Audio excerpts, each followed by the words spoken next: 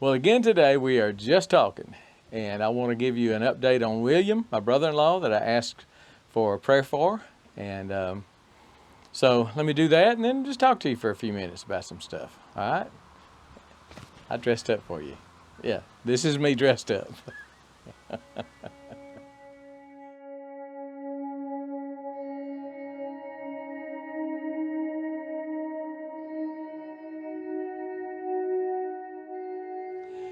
Well, first of all, didn't give a lot of details about who William was. He's my brother-in-law, my wife's brother, and he was a Marine for years, and he's 65 years old, I think, and had a lot of throat type cancer. I think jaw also, and they had to take some bone out of one of his legs and kind of regraft some bone in his jaw. An extensive surgery, about 10 hours. And so anyway, I asked y'all to pray, and you know, I would tell you I was just overwhelmed at the response, but I expected it because y'all are just such good people. I mean, I've got the best viewers in the world. Immediately, almost, I mean, within an hour or two, 64 people, I think it was, I think I counted, 64 people either said I will pray, I am praying, or wrote a prayer or something. It was just amazing. I sent all those to William's daughter, and I think she shared them with him.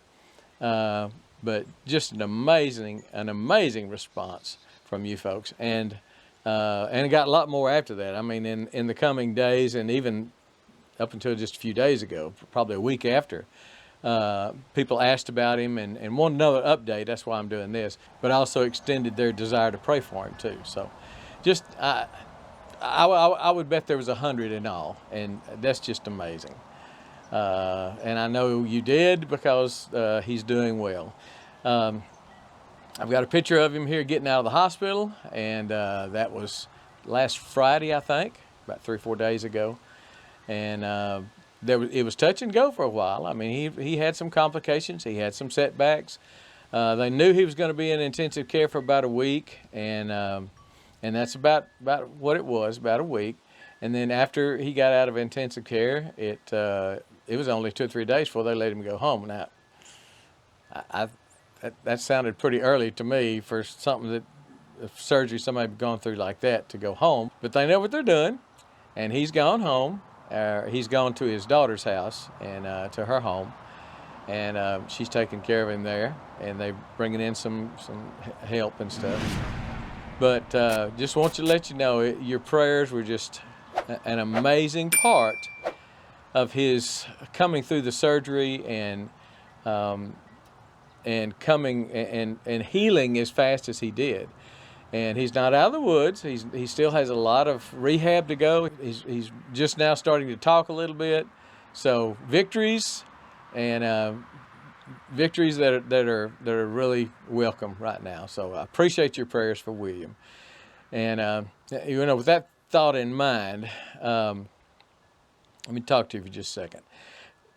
I'm guilty of this, and I know you are probably, saying, well, I've done all I can do. Now all we can do is pray. Or we've done everything we can do. It's just all we can do is pray. I'm saying, I'm not getting on to you, because I've said it before too. I try not to say it now. If I do, I stop myself. Because prayer is not the last resort. Prayer should be the first resort.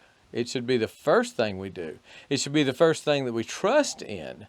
We shouldn't go and run and, well, I'm hoping this surgery, I'm hoping the doctors are skilled, and I'm going to find the best doctors, and I'm going to do my research and do this and that. No, first we go to God and say, you are priority number one. You are the only way this is going to happen. The only way healing is going to take place is if you heal.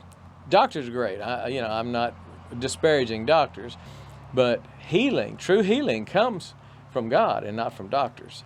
So try not, and I know it's hard once you've already formed a habit, try not to say all we can do is pray.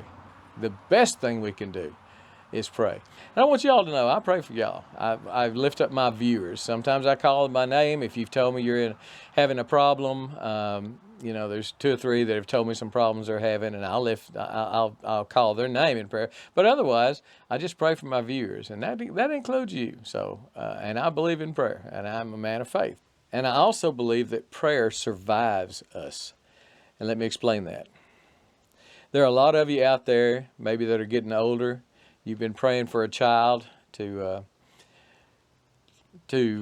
get off chemical dependency, or to come back to the Lord, or to rekindle with the family, or you're wanting something that you're getting old now and you just don't think it's going to happen. And then when you die, then who's going to pray for him? But I believe there's evidence in the Bible that our prayers never go away, that they're continually circling the throne. I believe it's in Revelations that it talks about the prayers of the saints in being there with God, that it's just like encircling, like smoke, and that just our prayers are just always with Him, and they just never go away. So if you're worried about your prayers going away, if you're worried about your prayers ending with you, they don't. I really believe that. I've always been amazed at God wanting to fellowship with me. I mean, God really desires my fellowship. Now, think about the royalty of this world, or the elite of this world, how the steps you have to jump through to get an audience with the president, to get an audience with the king, to get an audience with someone. And yet God, we have an opportunity to come into His presence and to have an audience with Him, one-on-one audience with Him. And we not only don't have to jump through hoops to do it, He bids us to come in. He beckons us. So don't ever think that God doesn't have time for you, that God's not interested in you. He loves you. You are the apple of His eye. He loves you with every bit of His heart. And He says, I know the plans that I have for you. And those plans are good. And those plans are for you to prosper and to be built up. So just trust in that. Come to Him often. And I know you will benefit from that. The relationship with Him is something that's priceless, absolutely priceless. Now, before I go, I've been meaning to do this for a long time. If you are looking for a church online, if you're looking for a place to watch a podcast, a church podcast, or for a YouTube video of a church, I want to recommend one. It's someone, I know the pastor very well. I know his life, and he and his wife are just amazing Christian people, and just happens to be my nephew, so that might have something to do with it. But we watch him every week, and just got some amazing teaching, and I think you'll really enjoy it. It's called Soma Church, Tyler. I'll put the link below the video. And when you go, please subscribe. I'm gonna tell him that I'm doing this for him, and he hasn't asked me to. I'm gonna tell him I'm doing this, and I want to see the subscriptions jump up, and for him to see just what you folks, just how good you folks are. And so good teaching. I mean, he's funny, he's challenging, he's down to earth. He's my nephew. He's East Texas. I mean, born and bred. But you will really enjoy his teaching, I think. Soma Church, Tyler. S-O-M-A, Church, Tyler. So go there. Again, the link is below. He's got a great series on raising your children. Some of you still have children at home. And it talks about sexual purity. It talks about their relationship with the Lord.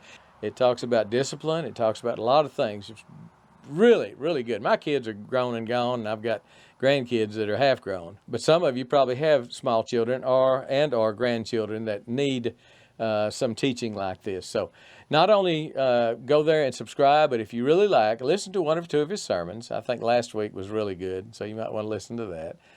But listen to some of his sermons, and then recommend him to someone else. Recommend him on Facebook, whatever. And because I really think what he's teaching should be out there. And again, when you watch somebody on TV, you watch somebody on YouTube, you don't know. You just don't know about them. You don't know if they're just, what kind of life they're living on the side, and if they're really living up to what they're preaching. He is. He and his wife are just beautiful Christian folks. So if you do that for me, I would appreciate it. And we'll talk again soon. I bet you. We're just talking.